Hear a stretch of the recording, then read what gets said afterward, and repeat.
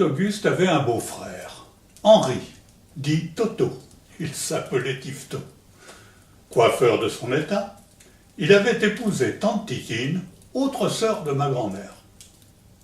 Ancien combattant lui aussi, il avait fait les Dardanelles, comme on disait alors, de ceux qui avaient affronté les Turcs en 14-18.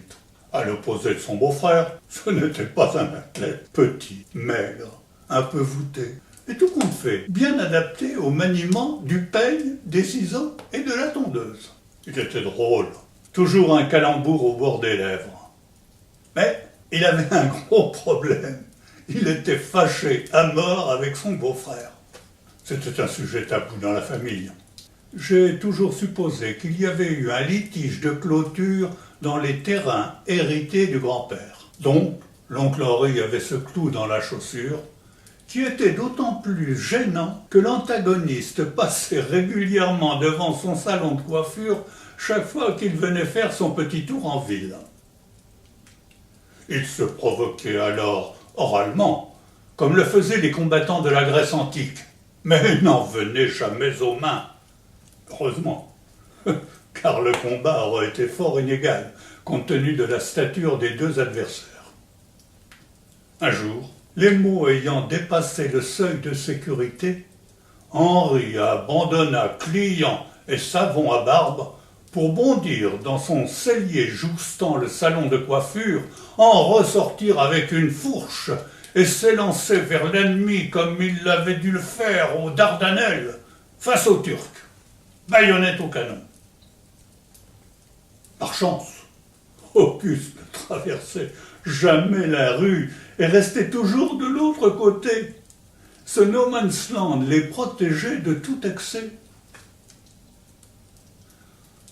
Mon frère Gérard était un client fidèle de Toto. Il a toujours eu une coiffure ne faisant aucune concession à la mode du moment, car l'oncle resta toute sa vie fidèle au maniement de la tondeuse et à la nuque dégagée, ce qui excluait toute fantaisie.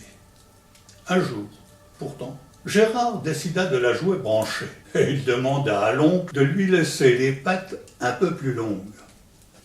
L'affaire paraissait bien engagée, la patte droite avait été taillée à la dimension souhaitée, lorsque notre Figaro fut interpellé à travers la rue par l'agressif maraîcher. Son sang ne fit qu'un tour.